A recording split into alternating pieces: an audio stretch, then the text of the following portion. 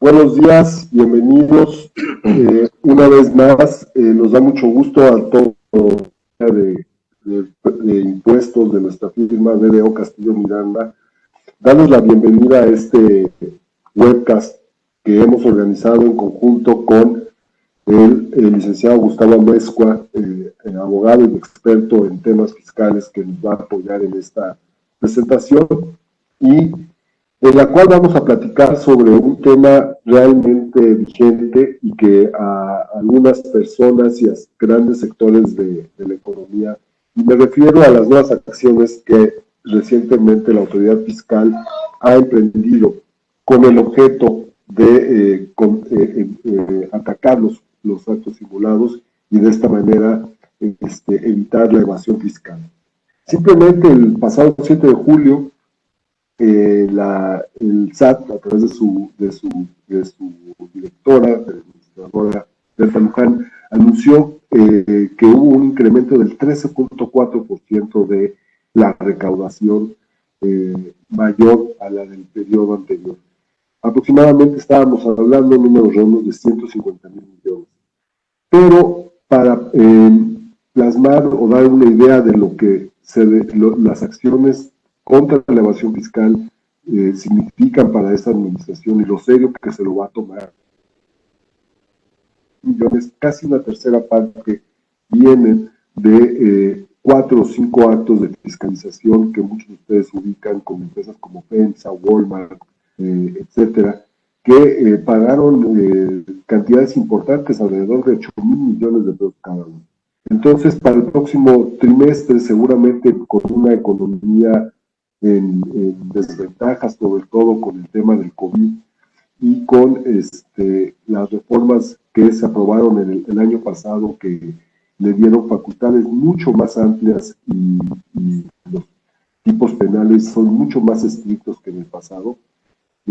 El Servicio de Administración Tributaria se propone lograr su objetivo de recaudación, el cual, como ustedes recordarán, tenía algunos conceptos que probablemente hoy, a la luz de la crisis económica que estamos viendo, se ven difíciles de alcanzar, y sin una reforma tributaria, pues obviamente todo va a recaer en estas acciones de fiscalización que vamos a estar comentando. Entonces, sin más preámbulo, le quiero dar la palabra a mi socio, experto en materia fiscal, a Juan Manuel Franco, que nos va a dar una plática muy concisa, muy definida acerca de las acciones de las autoridades fiscales para evitar la evasión fiscal. Después, el doctor Gustavo Amezcua, como lo comenté, socio director del despacho Amezcua Álvarez, nos va a platicar de las reformas fiscales penales, de lo delicado de esta situación. Y por último, nuestro socio y director de la práctica de impuestos en el Monterrey, Roberto Zaragoza, nos va a comentar sobre qué efectos puede tener este tipo de acciones por parte de la autoridad, pero en materia internacional. Sin más preámbulo, bienvenidos a todos. Obviamente vamos a dejar como cada vez un pequeño espacio de tiempo para que nos formulen sus preguntas. Y sin más preámbulo, por favor, Juan Manuel, tienes la palabra. Sí, gracias, Jaime. Muy buenos días tengan todos ustedes y bienvenidos a este evento que denominamos acciones de las autoridades fiscales para evitar la evasión fiscal. Es algo que realmente no es a través de esta nueva administración, sino ya venía del pasado.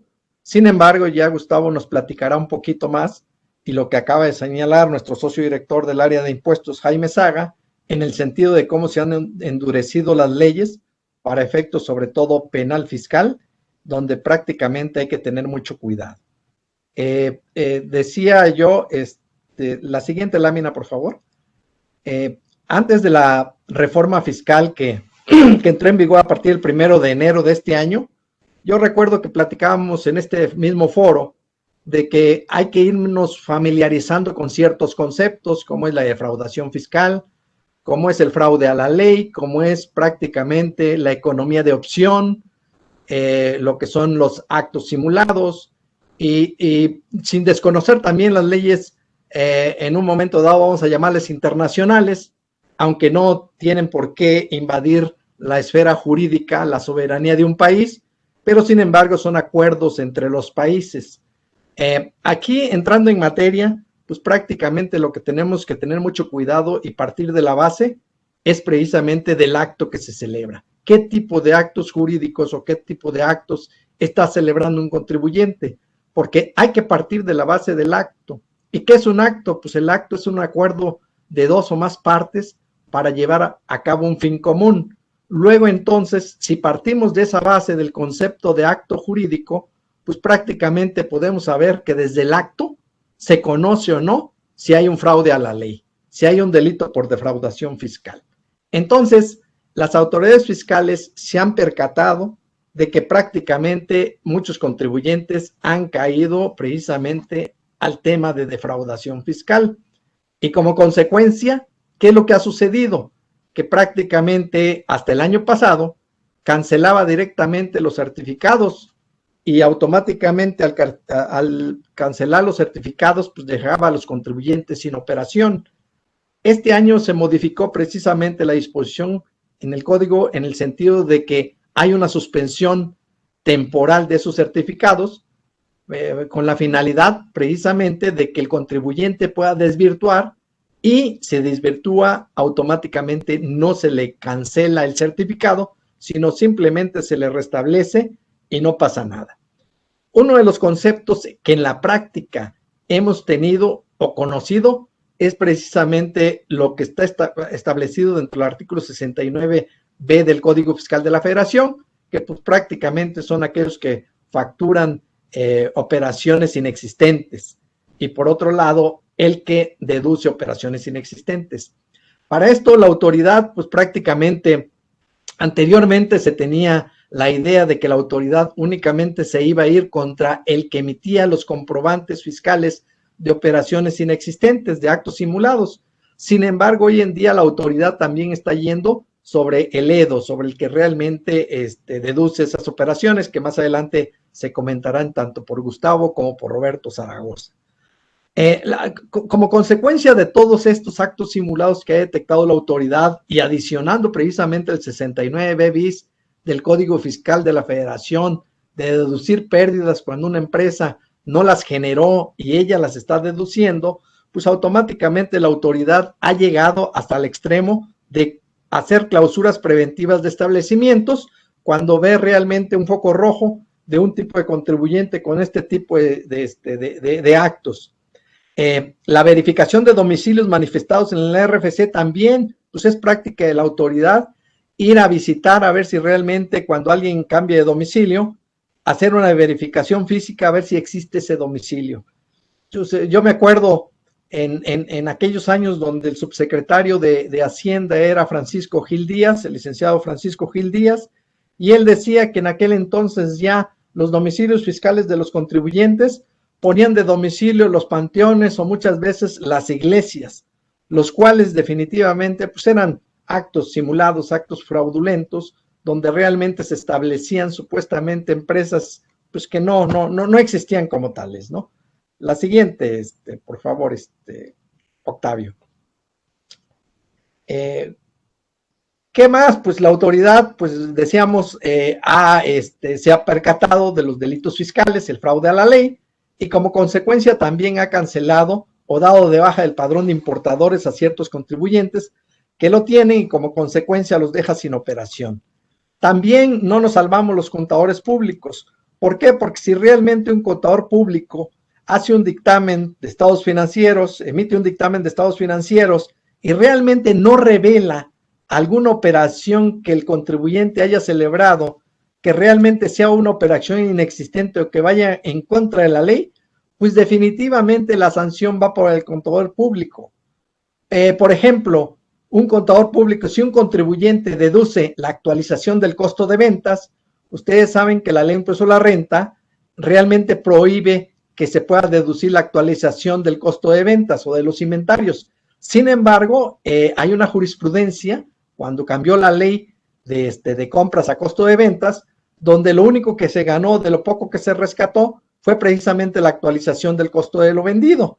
Entonces, pero como ustedes saben, pues prácticamente todos esos precedentes judiciales son obligatorios para pues el Poder Judicial, para todos los tribunales competentes. Sin embargo, para la autoridad administrativa, como es el SAT, no es obligación que lo aplique, sino simplemente la autoridad, en caso de una revisión de un contribuyente, ya sea a través del dictamen, o una revisión de gabinete o de visita domiciliaria o buzón tributario, puede la autoridad pues, prácticamente rechazar esa deducción y ya el contribuyente tendría que ir a los tribunales a pelear, y ahí es el tribunal donde prácticamente tendría que respetar ese amparo en su caso. Pero el dictaminador tiene la obligación de, en el informe de la revisión de la situación fiscal, revelar, ya que si no revela, pues va en contra de la ley. Como consecuencia, la autoridad puede llegar hasta a suspender o hasta cancelar su registro. Por otro lado, ustedes saben que se ha endurecido mucho el artículo 26 del Código Fiscal de la Federación en materia de responsabilidad solidaria, y tanto los representantes legales y los accionistas pues realmente pueden tener una responsabilidad solidaria. Los liquidadores de las empresas o aquel que realmente acepta una representación por un dictamen por enajenación de acciones de un extranjero, hay que tener mucho cuidado, porque muchas veces es más caro el caldo que las albóndigas, y en cuestión de responsabilidad solidaria les pueden imponer tanto una sanción administrativa como pues cualquier otra sanción por parte de la autoridad y en su caso los tribunales competentes. También, ¿verdad? Pues realmente afecta las cuestiones recaudatorias. La siguiente, Octavio.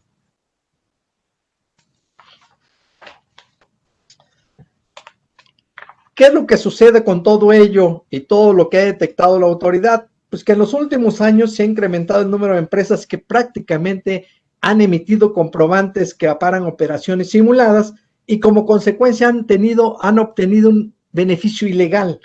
¿Y cuáles son esos beneficios? Pues al incrementar indebidamente las deducciones, pues automáticamente menos pago al impuesto. Obviamente, si es una operación simulada, es un fraude a la ley. Han obtenido devoluciones fraudulentas de IVA. ¿Por qué? Porque como consecuencia de lo mismo, ¿no? Oye, estoy emitiendo comprobantes fiscales que realmente sobre operaciones simuladas, y quien deduce automáticamente está alterando sus registros contables y sus obligaciones fiscales, y como consecuencia está pagando menos impuestos y generando mayor saldo a favor. Amparar documentalmente mercancías internadas ilegalmente al país, lo que comentaba nuestro socio Jaime, realmente pues están deduciendo operaciones que pueden caer hasta en contrabando. Y por otro lado, pues ustedes saben que en esta materia también ha habido mucho el uso de la parte de la UIF en materia de lavado de dinero, que está muy activa y muy coordinada pues prácticamente con el SAT y directamente con la Procuraduría Fiscal de la Federación. Es bien importante este punto de lavado de dinero. ¿Por qué? Porque si ustedes vieron en las noticias, parece ser que la autoridad o el gobierno federal más que nada tiene que publicar el nombre de los contribuyentes que repatriaron capital de acuerdo al decreto de repatriación de capitales. Un tema muy delicado por cuestión de la inseguridad del propio contribuyente, sobre todo por la delincuencia organizada. Pero sin embargo, también aquí es cuestión de ver si la autoridad no empieza a sospechar si hay lavado de dinero o no. La siguiente, por favor.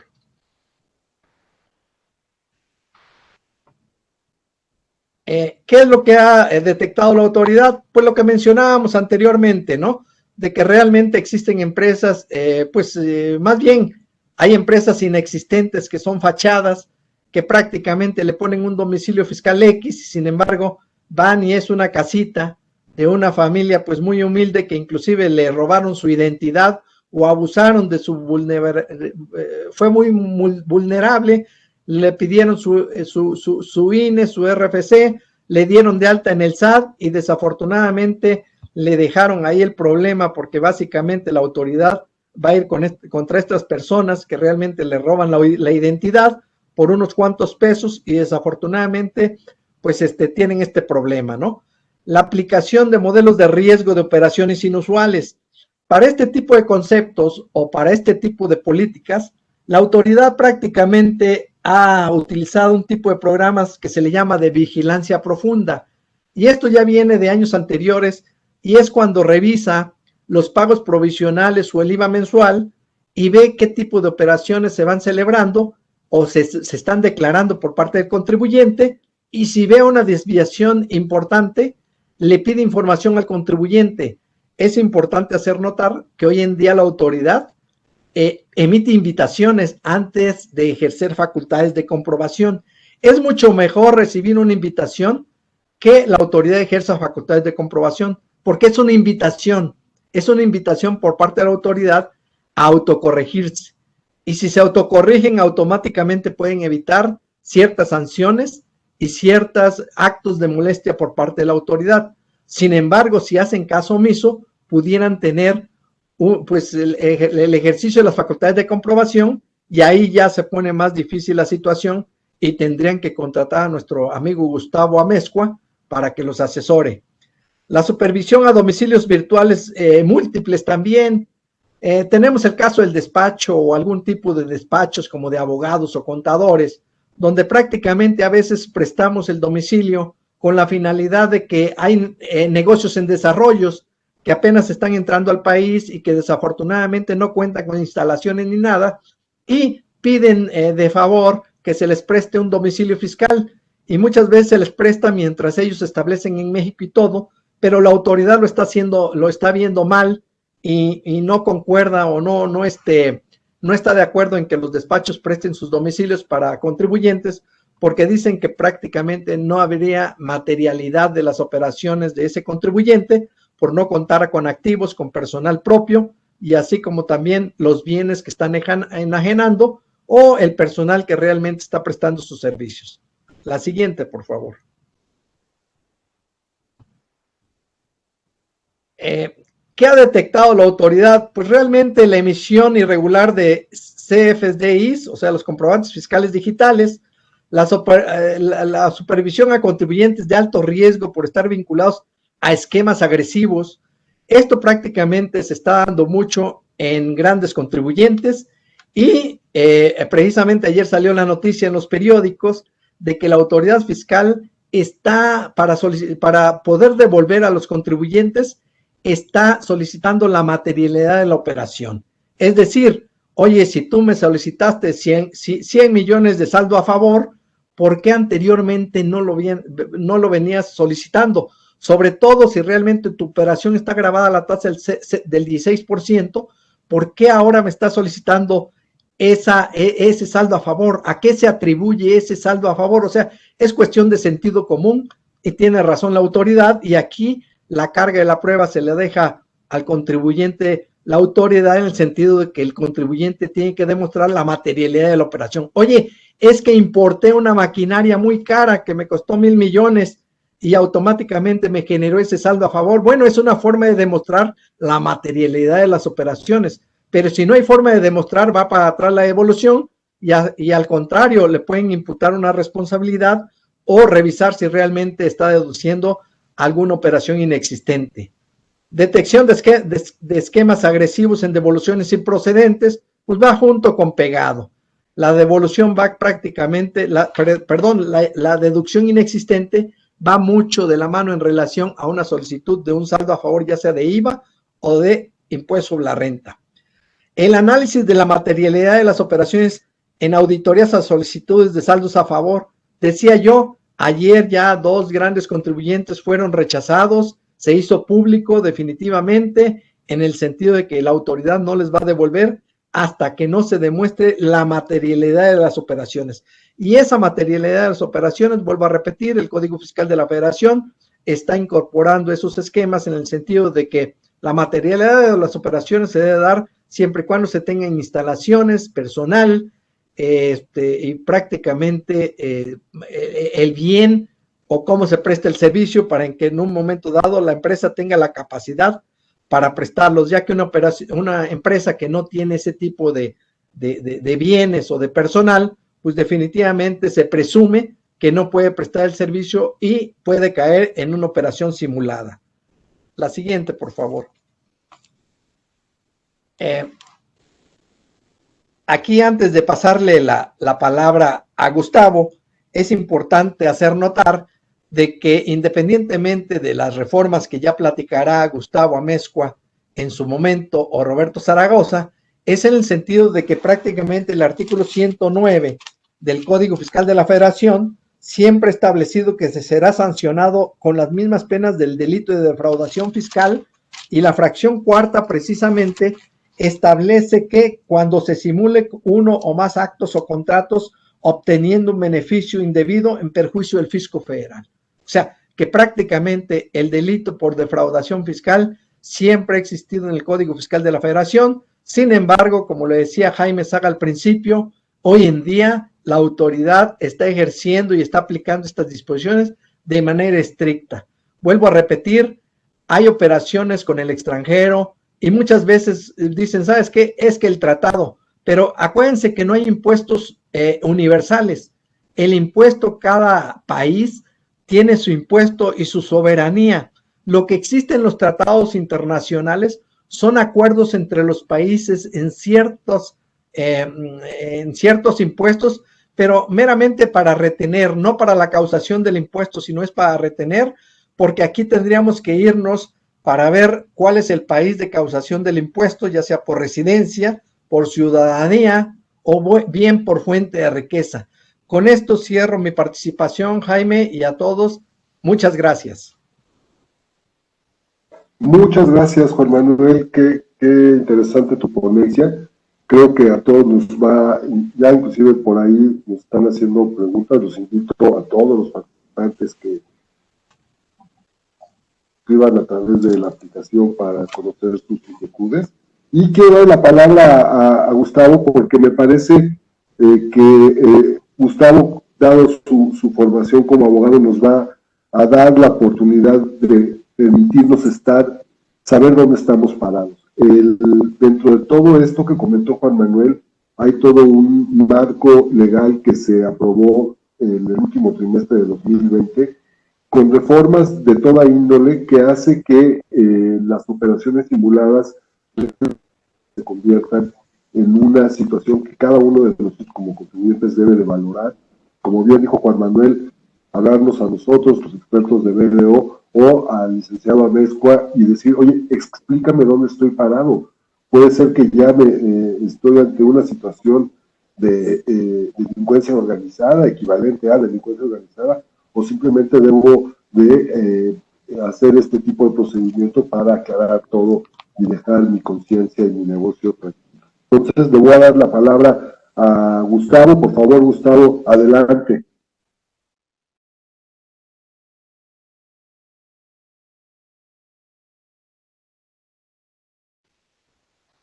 Creo que tiene el micrófono apagado. Sí. Claro. Ahí estás. Lo volviste a apagar, Gustavo. Ya lo habías prendido. Ahí. Sí, ¿ya me escuchan? Va. Sí, ya se te escucha bien. Gracias, Jaime. Un honor estar con ustedes. Muy buenos días a todos. La reforma penal fiscal del último trimestre del 2019, específicamente publicada en el Diario Oficial de la Federación el 8 de noviembre del 19, implica un cambio que viene a profundizar una mutación estructural en lo que se ha venido operando en nuestro sistema fiscal desde pautas internacionales, pero con particular intensidad en México, que podríamos caracterizar como el tránsito de un literalismo formalista a un sustancialismo economicista.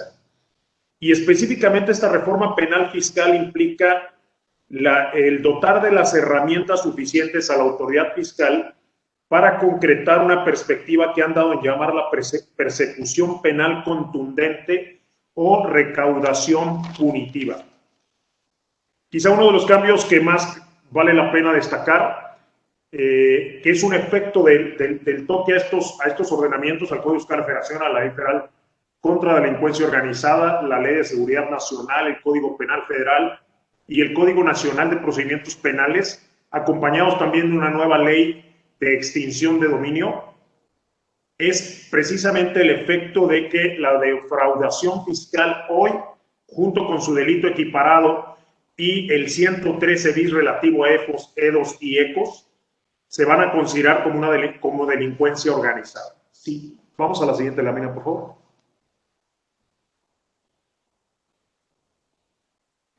Y en ese sentido tenemos esta serie de figuras que hacen presencia en nuestro sistema, ¿no? El tema específico de delincuencia organizada, que lo tenemos en el punto 5 de esta lámina, de acuerdo al artículo 2 de la Ley Federal sobre este tema, sobre la delincuencia organizada, hay una definición que te dice, cuando 3 o más personas se organicen de hecho para realizar en forma permanente o reiterada conductas que por sí o unidas a otras tengan como fin o resultado cometer alguno de los delitos especificados en ese artículo 2, y en esta reforma se incorporaron a este catálogo una fracción octava bis y una fracción octava ter, en la que se adicionan la defraudación fiscal genérica prevista en el artículo 108 del Código Fiscal de la Federación y los delitos equiparados a la defraudación fiscal que contemplan las fracciones primera y cuarta del 109,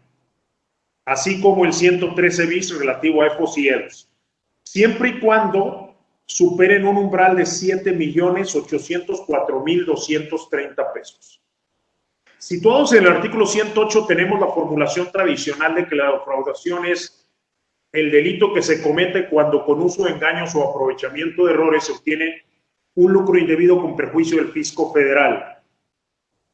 Si se fijan ustedes, los elementos de este tipo penal implican maquinaciones o artificios, que son los elementos constitutivos del engaño, con el resultado de un beneficio indebido con perjuicio del fisco federal.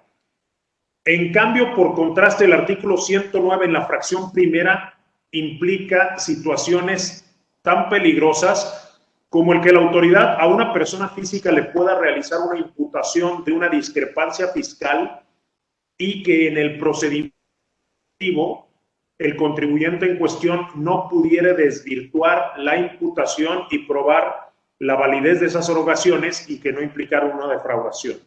Y por su parte, la fracción cuarta, que implica el que se realice uno o más actos simulados con perjuicio del fisco federal. En el caso del 69B famoso, que ya lo comentaba Juan Manuel Franco, el territorio de las empresas que facturan operaciones simuladas, las empresas que deducen operaciones simuladas o incluso hasta tenían su broker, que son los famosos ECOS, las empresas que comercializan operaciones simuladas, con motivo de esta reforma, se cambia el tipo penal del artículo 113 al 113 bis del Código Fiscal de la Federación y contempla como tipo penal al que por sí o por interpósita persona expida, enajene, compre o adquiera comprobantes fiscales que amparen operaciones. Y si se fijan ustedes en el resultado, ampliaron el espectro. Ahora hablan de inexistentes, que es toda la formulación del procedimiento de determinación presuntiva que se refiere al 69B, falsas o actos jurídicos simulados, que es a lo que alude el último párrafo del artículo 69B. La nueva estrategia del gobierno federal que se ha externado, ya lo comentaba al inicio de esta charla Jaime, es esta llamada recaudación punitiva, que implica el planteamiento por parte de autoridad de judicializar los casos. En ese sentido, por ejemplo, son emblemáticas algunas declaraciones del procurador fiscal cuando les dice a los contribuyentes, dejen de interpretar y paguen. O la otra declaración que hizo en el sentido, si es discutible, ¿para qué interpretan? Y esto parece retar el sistema tradicional de condicionantes de validez de la planeación fiscal o del ejercicio del derecho del contribuyente a elegir el camino o la ruta contractual con el menor de pago de impuestos, que para ser válidamente ejecutado implica la recta interpretación de las normas fiscales, la correcta calificación de los hechos involucrados, el no violentar pautas antielusión específicas. Juan Manuel Franco ya fue muy claro en su ponencia al explicar, por ejemplo, hoy tenemos una pauta antielusión genérica que como cláusula general antiabuso se incorpora a nuestro artículo 5A bajo la exigencia de que se deba de acreditar el famoso BERE, el beneficio económico cuantificable razonablemente esperado, para poder vacunar la operación en términos de que no aparezca como una operación arbitraria que solamente pretende perjudicar al fisco. Bueno, y esto va a implicar una serie de perspectivas prudenciales por parte de la autoridad, por parte del contribuyente, perdón. ¿Por qué? Porque implica dos frentes de imputaciones de responsabilidad penal. En el punto 6 tenemos, si te fijas, la disolución y liquidación de la persona jurídica. Hoy el responsable va a ser tanto la persona moral por los hechos que se cometan en su nombre, por su cuenta, en su beneficio o con medios de la propia persona moral, y la consecuencia será precisamente esa disolución de la persona moral. Y respecto de las personas físicas, que sean sus representantes, administradores o partícipes en el despliegue de las conductas susceptibles de ser configuradas como típicas, se daría la consecuencia de la prisión preventiva oficiosa. Esto nos implica una revisión prudencial de todos los expedientes físicos y electrónicos, que de entrada serían los elementos conformadores de las pruebas de cargo. Y otra de las variables o frentes de análisis y defensa sería el tema de la extinción de dominio. En el tema específico de extinción de dominio, yo les plantearía como abogado dos recomendaciones fundamentales desde la perspectiva preventiva. Una, esta ley establece como estándares de conducta la debida diligencia, el famoso due diligence, por una parte, y por otra parte la perspectiva prudencial, que yo creo que permea y alcanza todos estos esquemas. Y por otra parte, el artículo 15 establece un catálogo de pruebas que conviene tener como en un checklist a manera de defense file, cubiertas, porque si tienes todas esas pruebas, te podrán permitir el que se erija una presunción de inocencia a favor tuyo. Vamos a la siguiente lámina. Ahora, recordemos que la autoridad tiene hoy por hoy todo un arsenal de instrumentos de fiscalización que los tenemos puntualizados en estos 8 ejemplos, ¿no? Por un lado, las propias declaraciones fiscales, el comprobante fiscal digital, que ahora se dice que el comprobante fiscal digital es el rey, ¿no? Por la gran importancia que se le atribuye en toda la normativa a esta pieza de la fiscalización electrónica. El certificado de sellos digitales, sobre el cual ya nos exponía las acciones de la autoridad Juan Manuel Franco. El buzón tributario, la contabilidad electrónica en línea. Con base en el artículo 53b y 42, fracción novena, las revisiones electrónicas, ¿no? Este procedimiento acelerado de fiscalización en el que la autoridad te va a hacer una revisión y cuando tú tengas la primera noticia de ellos, porque ya te fincó una liquidación provisional, que es lo primero que te va a notificar. Y las informativas y reportes de bancos, notarios, inmobiliarias, agencias de autos y agencias de viajes, así como los reportes de intercambio automático de información conforme al estándar internacional respecto a instituciones bancarias extranjeras. Este cuadro de construcción de verdad formal o legal, vamos a la siguiente, por favor, se completa con un conjunto de ficciones, presunciones, facultades de imputación de simulación, como el famoso 69B, el 69B bis, imputación de inexistencia, la exigencia de la prevalencia o preeminencia de la sustancia sobre la forma, o la exigencia de justificar la razón comercial válida, la lógica comercial ordinaria o la razón de negocios a la que ya aludíamos con el artículo 5A. Ahora, desde la perspectiva de la empresa, ¿qué es lo que puedo hacer para tratar de mitigar la peligrosidad de este tipo de acciones de la autoridad? De entrada, una situación que vale la pena destacar es adoptar lo que podríamos dar en llamar las mejores prácticas fiscales. Siguiente lámina, por favor. Y en este sentido, por ejemplo, un primer punto que te quisiera destacar es Hay una interpretación muy sesgada de la autoridad por la que hay que tener un enorme cuidado respecto de las declaraciones complementarias.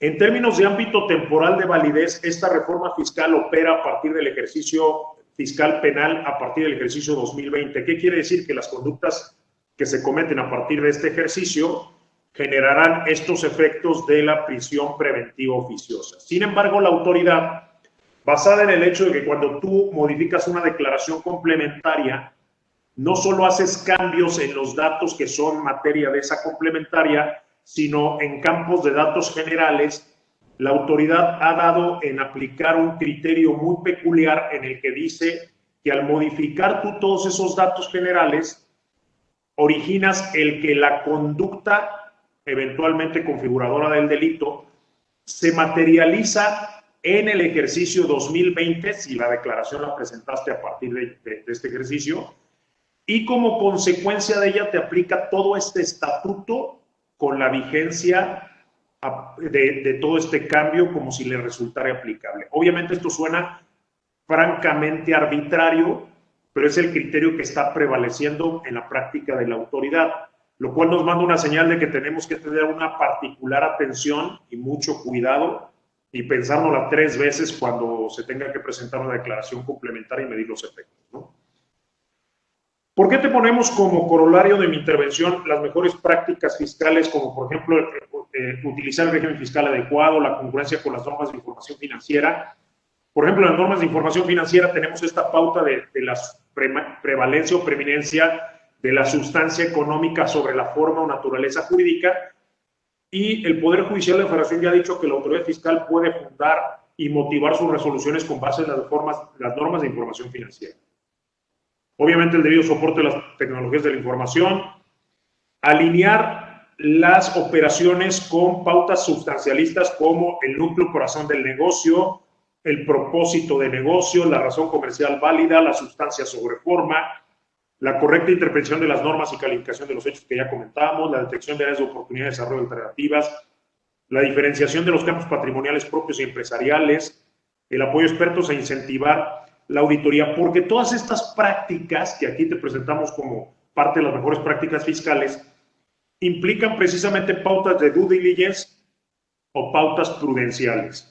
Y esto en términos del artículo 421 del Código Nacional de Procedimientos Penales se traduce en que tú como empresario estés en la posibilidad de probar una variable fundamental en la individualización de la pena que tendrá que aplicarse en un procedimiento penal de esta índole, que es que tienes que probar que existió la observancia del debido control en el gobierno de la organización, o sea, el debido compliance. Si la persona moral se enfrenta ante una circunstancia en la que se le realiza una imputación de que se cometieron conductas constitutivas de los delitos de defraudación fiscal previsto en el 108 del Código Fiscal de la Federación, equiparado de defraudación fiscal previsto en el 109 del propio Código, o del 113 bis EFOS y EDOS, que se cometió a su nombre, por su cuenta, en su beneficio o a través de medios que ella proporcionó, algo fundamental para poder desmarcarse de la consecuencia de la disolución será el tener la posibilidad de comprobar el debido compliance. Y esto es uno de los aspectos fundamentales que desde la perspectiva prudencial se pueden realizar para generar cobertura respecto a este tipo de imputaciones. Muchas gracias.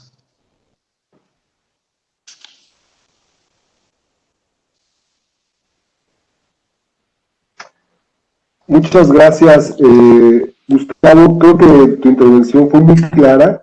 No sé si nos pudieras comentar, regalar antes de entrar con Roberto, unos comentarios de la importancia de separar los patrimonios personales y los corporativos, ¿no? ¿Cómo va a ser cada vez más importante hacer esa separación? Y, por supuesto, acudir a los expertos, ¿no?, para hacer eso. Creo que eso, dentro de las buenas prácticas fiscales, no sé si sea un tema que nos puedes regalar algunos comentarios adicionales. Claro, Jaime, con mucho gusto. Lo que tenemos aquí es de que, si como lo platicamos, ya se está pensando y configurando como centro de la diana de las imputaciones penales tanto a la persona moral, a las personas jurídicas colectivas, como a las personas físicas, esa añeja usanza o costumbre empresarial tan acendrada en ciertos casos en nuestro México, de que el empresario tiende a ver, sobre todo en el contexto de las empresas familiares, a la empresa como su negocio, como parte incluso de su cartera, ¿no? Y tiende a manejar muchas de las operaciones fundiendo ambos patrimonios. Sería una práctica que no nos parece prudente desde todos los aspectos. ¿Por qué? Porque te puede generar una confusión de las esferas patrimoniales que le puede dar mucha materia a la autoridad de cuestionamientos, tanto en el ejercicio de facultades de comprobación, de determinación, como de sanción. La regla de oro en este tema, si la autoridad por un lado tiene la perspectiva de que la madre de todas las medidas antielusión es la información, del lado del empresario sería la claridad y la transparencia en el manejo de toda su información. De acuerdo. Sí, creo que era un comentario necesario. Y ya, muchas gracias. Y si me dejas agregar algo, Jaime, perdón. Sí, esto es como película de abogados gringa, ¿no? Todo lo que tú digas y todo lo que esté documentado en tu contabilidad, por eso la importancia de los expedientes, será usado en tu contra, ¿no? Entonces, mucho cuidado con estas perspectivas. Sí, y tomando en cuenta que el famoso velo corporativo, pues cada vez se hace más delgadito, ¿no, Gustavo? Claro. Antes sí había cierta protección que te daba tener una empresa, y ya no es tan sólido como antaño. Incluso, muchas gracias. Jaime, hay que ser muy cuidadoso, por ejemplo, en el diseño del consejo del órgano de administración, porque por un lado, como bien lo decía Juan Manuel, en el 26 fracción tercera, te hace responsable solidario de las contribuciones al administrador único, al gerente general o al director general. Y una salida es generar, conforme a los cánones del gobierno corporativo, el consejo de administración y los consejeros. Sin embargo, el consejo de administración y los consejeros, conforme al artículo 95, fracción novena del Código Fiscal de la Federación, configurarían en su puesto de garantes que deben de evitar, con esa calidad de garante, la comisión de conductas típicas. Entonces, imagínate que tenemos consejeros en una sociedad a la que le aparecen situaciones de EDOS. Automáticamente están en un problema. Entonces hay que ser muy cuidadoso en las mejores prácticas. Claro, respondería con su patrimonio en algunos casos. Claro. Muchas gracias, Gustavo. De hecho, amigos, nos están llegando sus preguntas. La primera que llegó precisamente es sobre este tema, pero vamos a dejar que las contestemos al final de la intervención de Roberto. La intervención de Roberto iba muy de la mano de la imagen que ven las cámaras, porque nos va a platicar un poco cómo ya existe un Big Brother fiscal, cómo este tipo de situaciones que hemos ahorita al nivel local, cómo pueden rebotar inclusive en problemas o en acciones por parte de autoridades extranjeras. Entonces, el intercambio de información que actualmente tiene México con varios países y el panorama que nos acaban de plantear Juan Manuel y Gustavo es el tema que va a abordar Roberto. Roberto, te doy la bienvenida y cierro mi micrófono para escucharte. Sí, gracias, Jaime. Sí, buen día a todos. Vaya, pues nada más continuando un poco lo que comentaban ahorita al final, pues sí es muy importante que se tenga esa segregación de lo corporativo y lo patrimonial. Vaya, pues porque pues una parte pues está el negocio y por otra parte pues está pues el patrimonio de la persona física, en este caso, o sea, resguardar la confidencialidad.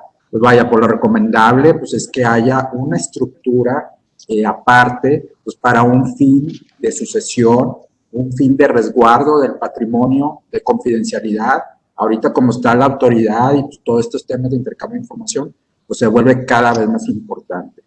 Y los temas que voy a tratar en esta parte de la sesión, pues son con relación más en el ámbito, todas las medidas en el ámbito internacional, ya que México, al ser parte de toda una red de tratados, al ser parte de una comunidad internacional muy dinámica, pues le ha permitido tener acceso a plataformas o instrumentos para el intercambio de información, tanto financiera como fiscal. Y vaya, pues esto cómo se correlaciona pues con la legislación doméstica, con los temas que hemos tratado pues en esta sesión. Y vaya, pues para iniciar en materia, los highlights que tenemos pues son los siguientes. Pues las medidas en el plano internacional para combatir la elusión y la evasión fiscal, que es a través de toda la red de tratados en los que México participa, tanto acuerdos binacionales como convenios multilaterales, y también pues derivado de la regulación en el marco de la OCDE, de la Organización de Cooperación y Desarrollo Económico, que pues vaya, pues México al ser país miembro, pues tiene que adaptarlo a su legislación doméstica. Y vaya, pues por último, pues qué cambios pues tenemos, qué últimos cambios tenemos derivado de la reforma fiscal para 2020. Y bueno, en la siguiente, por favor. ¿Qué disposiciones fiscales, qué disposiciones vigentes existen para combatir la evasión? Pues en el plano, en materia de inversiones en el extranjero, pues aquí me permito retomar que ya desde la reforma fiscal de 2008 se incorporó el supuesto de simulación de actos jurídicos, que actualmente pues se ubica en el artículo 176 de la Ley de Impuestos sobre la Renta, que vaya, pues se ubica dentro del título 6 de REFIPRES, de regímenes fiscales preferentes. La posición establece que la autoridad fiscal está facultada, pues en el ejercicio de sus facultades de comprobación, pues está facultada para determinar actos jurídicos, la simulación de actos jurídicos exclusivamente para efectos fiscales, y cuando se trate de operaciones con partes relacionadas. Y vaya, pues aquí vemos que ya con anterioridad, pues se tenía el supuesto en el ámbito internacional, el supuesto de simulación de actos jurídicos, que se viene a afianzar, como pues ya se comentó ahorita, como lo comentó el licenciado Gustavo, pues se viene a afianzar con la incorporación de la regla general antiabuso, que se establece en el nuevo artículo 5A del Código Fiscal de la Federación, que permite a la autoridad pues toda esta recaracterización de actos jurídicos. Aquí, vaya, pues si se tiene ya una estructura de inversión en el extranjero que consideremos que pues es un tanto agresiva, como un split trust o un joint trust, pues valdría la pena revisar su tratamiento, su cumplimiento fiscal, porque pues como bien sabemos, pues la autoridad tiene un plazo de 5 años para ejercer sus facultades de comprobación, y más aún con los actuales cambios en materia de delitos fiscales. Aquí pues me permito pues otra vez citar pues el artículo 113 del Código Fiscal de la Federación, la fracción primera, que establece que cuando se consigne en las declaraciones ingresos acumulables inferiores a los realmente obtenidos, pues la autoridad lo tipifica como un delito de defraudación fiscal con sanción hasta 9 años de prisión.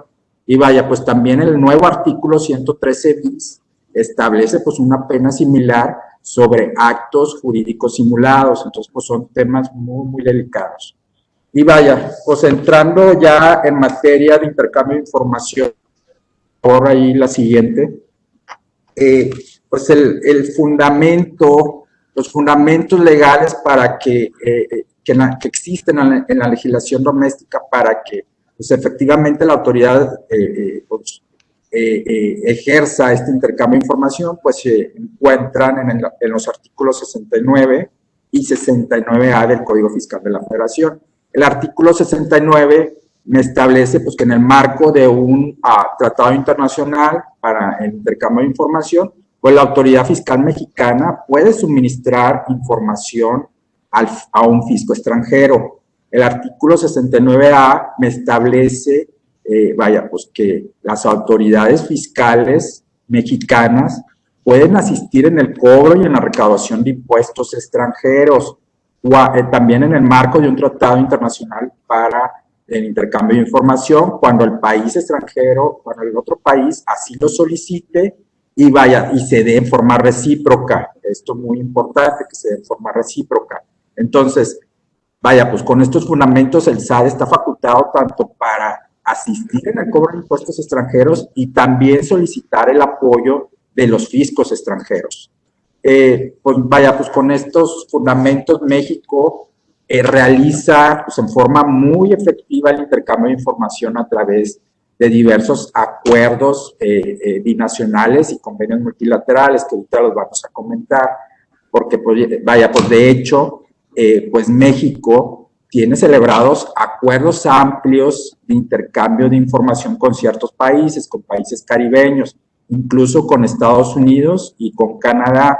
Y vaya, pues también aquí me permito citar la regla 2.1.2 que hace extensivo cuando se tiene un acuerdo amplio de intercambio, ya que establece otros supuestos. Uno de ellos, considerado el más importante, se ubica en la fracción 2 de esta regla, que vaya, pues establece que, pues, que únicamente cuando se tenga en vigor un tratado para evitar la doble tributación con cierto país y que este tratado tenga en forma sustancial y análoga el artículo 26 del modelo del convenio de la OCDE, pues vaya, también se puede considerar que efectivamente se tiene un acuerdo amplio de intercambio de información. Ahora bien, tenemos también, vaya, pues el FATCA. El FATCA yo diría que es un tanto más efectivo e incisivo incluso, porque el FATCA, que significa el Foreign Account Tax Compliance Act, que es la ley de cumplimiento tributario de cuentas extranjeras, pues si bien es una ley de Estados Unidos, existe un acuerdo intergubernamental o un acuerdo mutuo con México. Entonces, vaya, las instituciones financieras, los bancos de Estados Unidos están obligados a recabar la información de los cuentavientes, personas mexicanas, tanto personas físicas como personas morales, vaya, y esta información la van a proporcionar a las autoridades fiscales de Estados Unidos, a la IRS, quien a su vez lo comparte con la autoridad fiscal mexicana, con el SAT. Entonces, las instituciones financieras de Estados Unidos, pues están obligadas no únicamente a recabar los datos generales de las personas mexicanas, o sea, como el nombre o el domicilio, sino también el RFC conforme a la legislación mexicana, y vaya, pues proporcionar pues toda la información financiera de los rendimientos de las cuentas, información sobre los intereses, de los dividendos y cualquier otro ingreso que se tenga a través de estas cuentas en Estados Unidos. Entonces, aquí ya he tenido varias preguntas, varias personas que se han acercado, en el que me han externado que, vaya, pues su banco de Estados Unidos les está pidiendo el RFC, y vaya, si no se proporciona el RFC, viene una retención del 30%. Aquí, vaya, pues también al momento de proporcionarlo, hay que hacer un examen de conciencia, porque pues hay que revisar si los rendimientos de estas cuentas y los ingresos de estas cuentas se han declarado en México. Y bueno, ¿qué convenios tenemos multilaterales de intercambio de información? La siguiente, por favor. Tenemos la Convención de Asistencia, la Convención sobre Asistencia Administrativa Mutua en materia fiscal, y también tenemos el CRS, el Common Reporting Standard.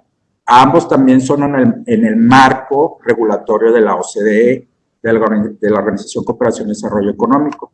En la Convención sobre Asistencia Administrativa Mutua en materia fiscal, pues es un convenio que México ratificó desde el año 2012, y vaya, pues también es aprobado por todos los países de la OCDE, y a través de este acuerdo, pues los fiscos de los países, pues se comprometen o permiten y otorgan asistencia administrativa en asuntos fiscales.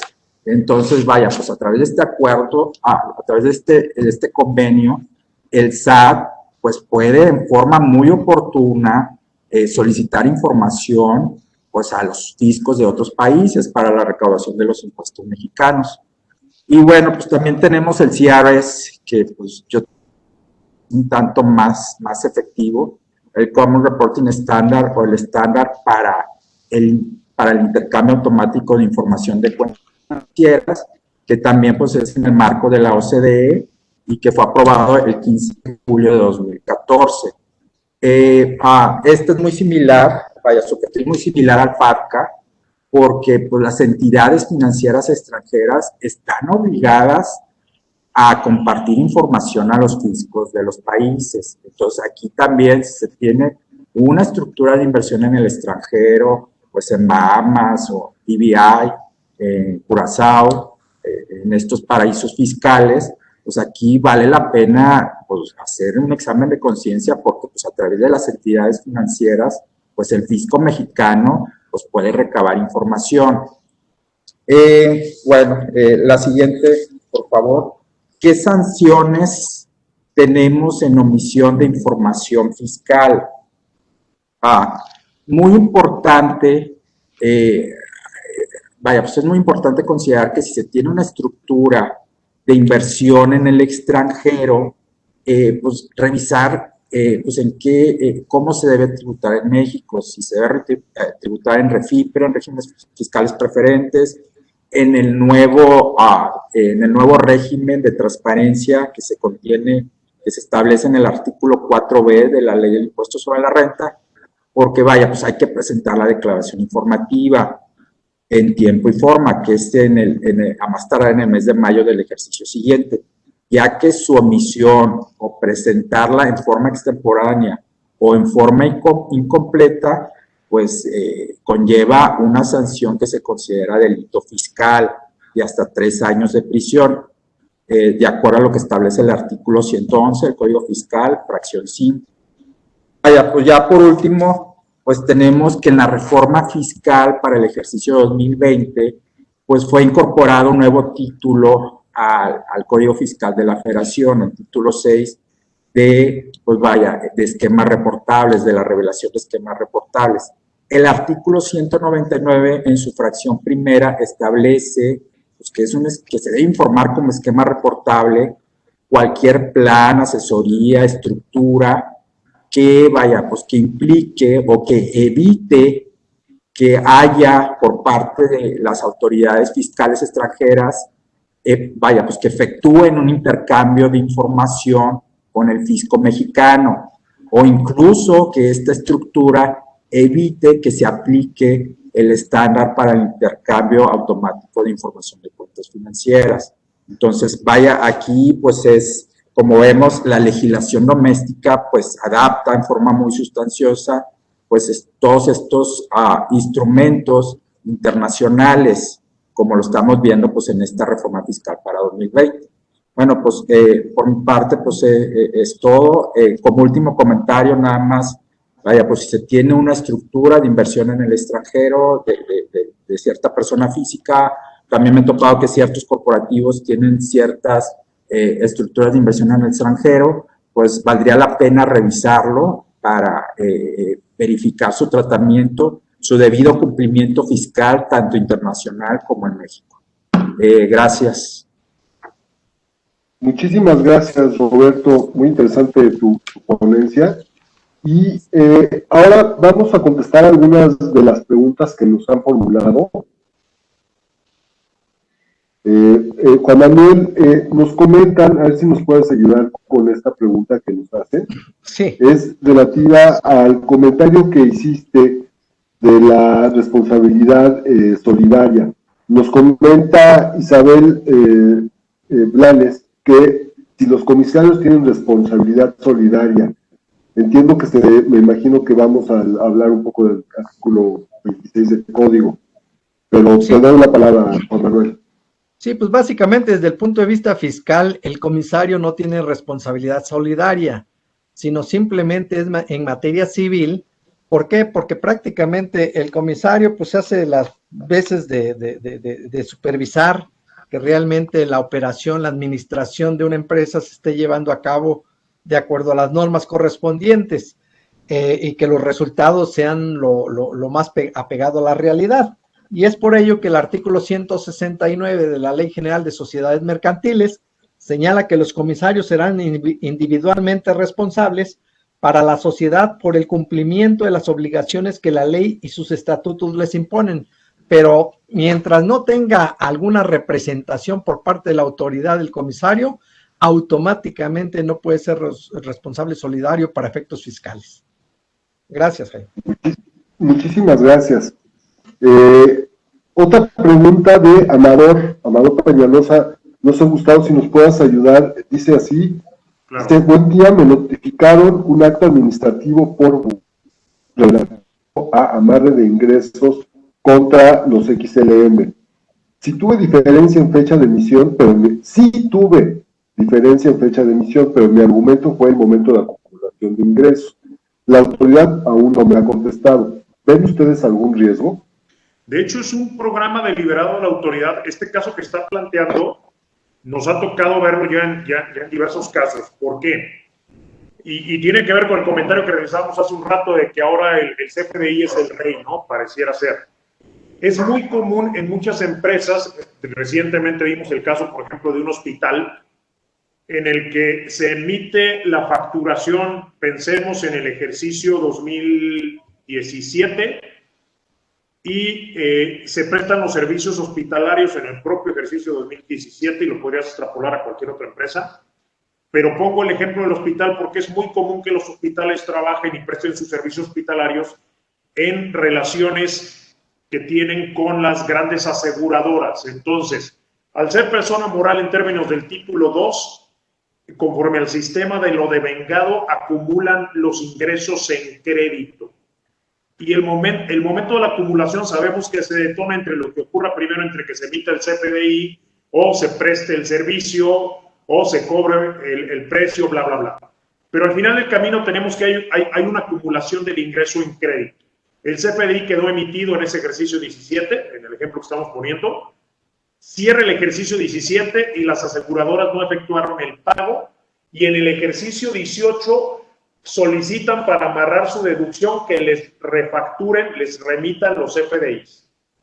Desde la perspectiva del SAT, cuando llega y te audita, por ejemplo, 18, te va a decir, y es probable que sea el caso, o muy similar, que le dejaste de acumular el ingreso correspondiente a esos CFDI reexpedidos en 18, lo cual sería totalmente una arbitrariedad. ¿Por qué? Porque la acumulación ya está dada como ingreso en crédito. Entonces tenemos que tener un enorme cuidado con ello. Precisamente por ello vino el cambio de lo de la cancelación de las facturas, que hoy se tiene que ser más cuidadoso, porque incluso están supeditadas, estarán ustedes de acuerdo, a darle el aviso a la contraparte y tener la venia de la contraparte, ¿no? Entonces es una problemática muy importante. Yo creo que sería una arbitrariedad de la autoridad, pero sí lo está haciendo, porque no te puede obligar a acumular 2 veces la misma masa de valor por el hecho de que se hubiera expedido un comprobante fiscal. Pero en la práctica de las personas morales esto es muy común por la estructura del sistema de lo devengado del título 2. Muchas gracias, Gustavo. Y aquí más bien es una aclaración creo que a un comentario que tú hiciste de Gwendolyn Torres, donde se podría repetir acciones complementarias para efectos de fiscalización a partir de 2020. Me parece que es en relación a un comentario que hiciste, Gustavo. Sí, de lo del ámbito temporal de la validez, con mucho gusto. La problemática de las complementarias, sabemos, y es toda una tradición, de que cuando vayas a presentar una complementaria, en los términos de la literalidad del Código Fiscal de la Federación, la complementaria simplemente tiene el efecto de modificar, y debe tener el efecto de modificar el rubro que específicamente hubiera sido materia de ese cambio. Sabemos que te la tienes que pensar 3 veces. ¿Por qué? Porque reabre facultades conforme al artículo 67 del Código Fiscal de la Federación para efectos de la figura de la extinción de las facultades de determinación y sanción de la autoridad por caducidad. Pero el problema más severo es esta interpretación peculiar que están adoptando la gente de Procuraduría Fiscal de la Federación, en el sentido de que si presentas una complementaria en el ejercicio 2020 de cualquiera de los ejercicios anteriores, pensemos 19, 18, 17, 16, ¿no?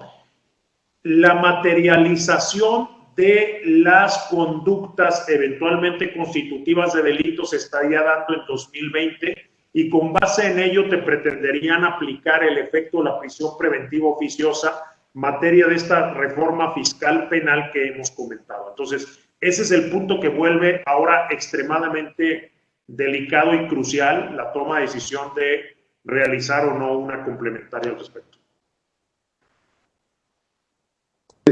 Sí. Muchas gracias, Gustavo. Otra pregunta se la hacen a Roberto. Roberto, nos pregunta, ¿cuál es la diferencia entre lo que el FATCA y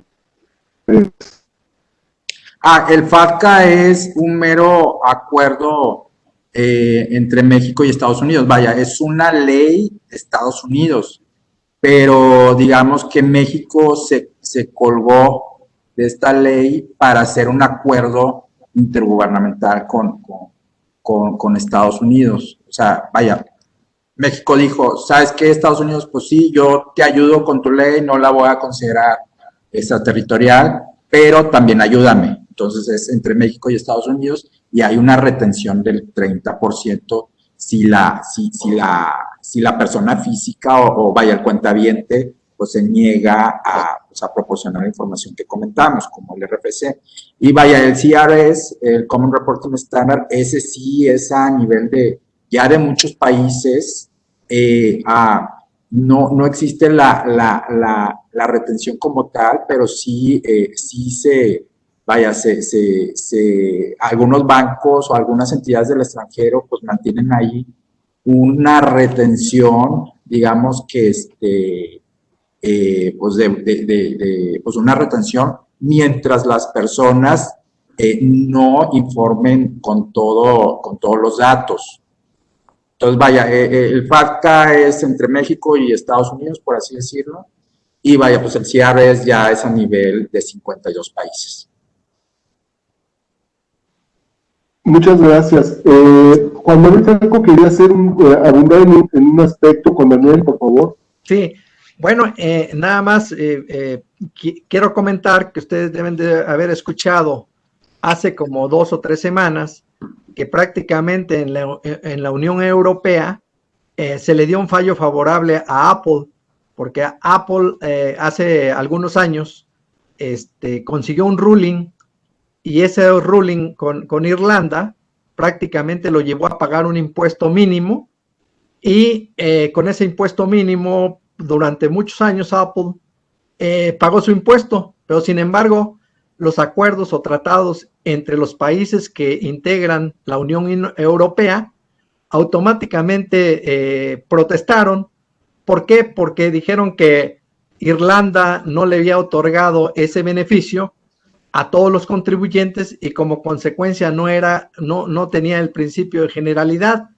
Como consecuencia, pues realmente Europa y otros países como Estados Unidos quisieron obligar a que pagara el impuesto a Apple, que no fuera el que le autorizó Irlanda, y sin embargo se fue a juicio, igual que otras empresas muy grandes como Starbucks, Amazon, Google, y le dieron el fallo favorable. Sin embargo, aquí no sé, Gustavo, creo que está todavía sujeto a la revisión de algún tribunal europeo, pero sin embargo, el comentario va en el sentido de que este punto de intervenciones a nivel internacional, que también en México aplica, puede crear seguridad jurídica o no, dependiendo la resolución que den al final los tribunales internacionales competentes. No sé, Gustavo, si tú quieras comentar algo al respecto. Gracias.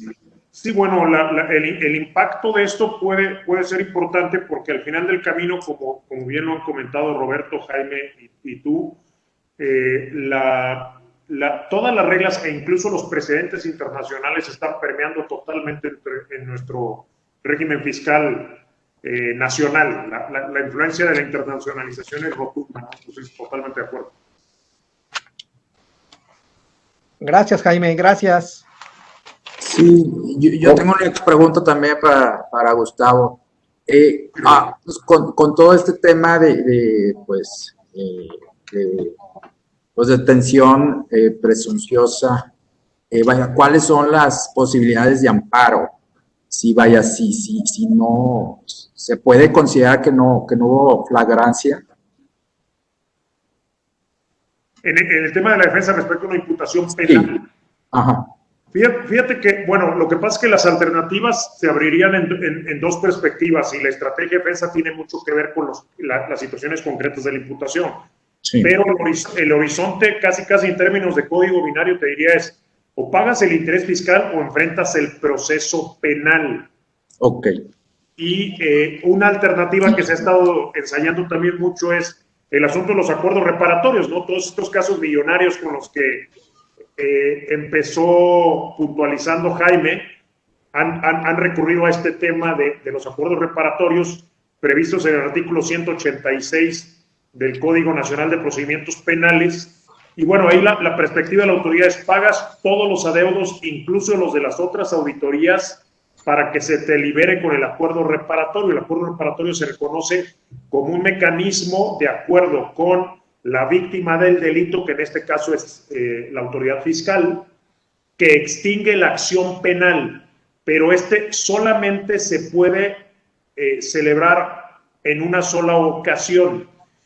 Y la perspectiva pues es compleja, porque te exigen incluso firmarles escritos de renuncia a todo tipo de impugnaciones, devoluciones, o derechos similares. O sea, es una situación que implica una salida procedimental prevista en el Código Nacional de Procedimientos Penales, pero cuyo alcance es complejo y se tiene que analizar caso por caso, ¿no? Ok.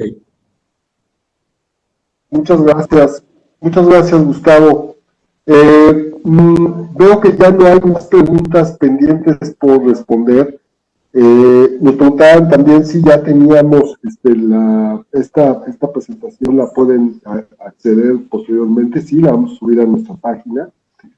Y no me queda más que agradecerles, antes que nada, a todos ustedes que participaron en este evento organizado por el área de impuestos, y en particular a Juan Manuel y a Roberto por sus brillantes participación, y al doctor Gustavo Amezcua, que le dio el enfoque legal que tanto se necesita en este tipo de temas tan delicados.